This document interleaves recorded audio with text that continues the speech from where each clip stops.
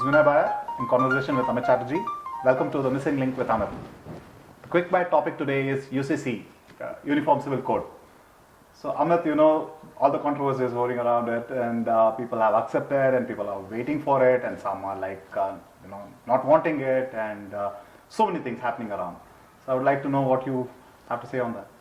Well, in the first place, I'm not a politician, neither have any wish to become one. But I would like to respect politicians for sure, because at the end of the day, in a democracy, it is the political executive which frames policies and is also expected to be responsible for implementing or executing those policies, right? And then beyond that, you have this huge, very powerful machinery which not many people talk about, which is the IAS, the Administrative Services. It started right from the British times, and I have an impression not much has changed there. Of course, some of them are fantastic, absolutely. But the point is that they are the people who are also supposed to draft the policy and then put it up to the political executive to let it go through legislation before it comes back to the bureaucracy and this IAS huge machinery who work for 40 years approximately, right? The politicians come and go every 5 years.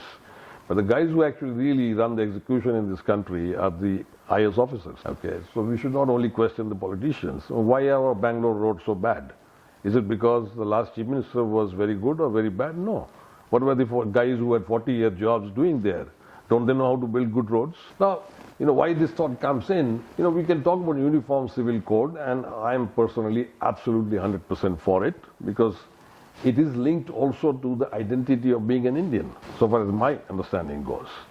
I mean, whenever I have met Indians outside my own country, whether on a holiday or on a business trip, anywhere, whether that person was a Hindu or a Muslim or a Christian or a Jew or a Parsi, or, we have all religions in our country, right?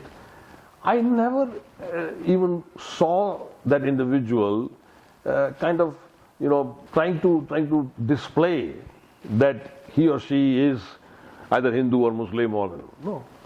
They all were manifesting themselves as Indians. But the moment I come back to my own country, okay, then I see not only people trying to manifest themselves as either Hindus primarily. I'm not talking about the majority, I'm talking about minorities. Some minorities will try to show that they are Hindus, some minorities they will try to show they are Muslims. Okay? Why? Because it's probably more an issue about identity. So, we are 75 or 76 years now, having become an independent country, and so 1950 we become a republic officially, and we are now, how many years now? 74, right? 74-year-old republic, and still people are not having clarity about whether they are Indians or they are Bengalis, Tamils, Brahmins. There is caste, there is language, there is religion, and then there is cuisine also. Okay, hopefully that does not make that much a problem. But these three already creates a lot of conflicts and a lot of problems. So Universal Civil Code at least should create one single code for which every citizen, whichever caste, creed, religion you come from, doesn't matter. You are governed. I honestly care a lot as a citizen of the country that there is a civil code, okay? But I really do not care who is raising any controversies about it or not. I really don't care. Controversy was more on cultural preservation versus national integrity. See, cultural preservation is something I don't really know. I mean, whether you are a Tamil or a Kannadiga. You are a Kannadiga, right? Yes, I'm a Kannadiga. Okay. And we have spent some time together, and I'm a Bengali. I practice my culture. I speak in Bengali with my family members and vice versa. But I can also speak English. I can also speak Hindi because I grew up in Delhi. My children speak fluent Kannada. My daughter can even speak Tamil and a bit of even Malayali because she grew up in the city. And I'm sure the same goes for you. Okay? But you also have your so-called cultural identity which you practice in your home. Or you are free to practice wherever you wish to.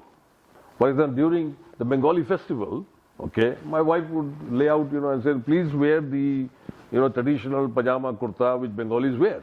And I do wear. Okay. And I'm sure when you go out for a celebration which is related to your identity as a Kannadiga, okay, you also wear, which is absolutely fine. And so can, a person who is from the Muslim community do, and so can a Christian guy do. No issues. Absolutely. But there are other issues which probably are related to, inheritances, marriage, for example, cross-religion marriages, cross-caste marriages, etc., which will integrate our country more, is my personal, very firm opinion. So we have to build, and we have to finally become Indians at the end of the day, either in one lifetime or at least in, more than a few lifetimes. Best would have been even one lifetime. Okay, right? Because you and I do see very clearly that we are not, for example, Germans, we are not Koreans, we are not Indonesians, and that doesn't mean we look down upon them or we look negatively of somebody who is, say, not an Indian. No. But we need the identity of, being an Indian. Now, if I have to deal with so many other identities before I can start thinking and acting and behaving like an Indian, I have to first think about my caste, I have to think about religion, I have to think about my language, and all that, my God, I'm muddled completely. And that is the reason you see even for democracy, and we are the largest democracy on earth today, and I'm very proud of it, and I think still democracy is the best, even if it is, probably having a lot of fault lines, because it's an evolving thing with the society. But people, if they are voting based on caste, religion, language, cuisine, etc., then we will always have a very faulty democracy. So we should vote for somebody who is an Indian, who will do something for my country. But instead of that, if I vote just because he's a Bengali, my God, I think I'm living in the caves. That's my little take as far as UCC is concerned. Thank you, Amit. As usual.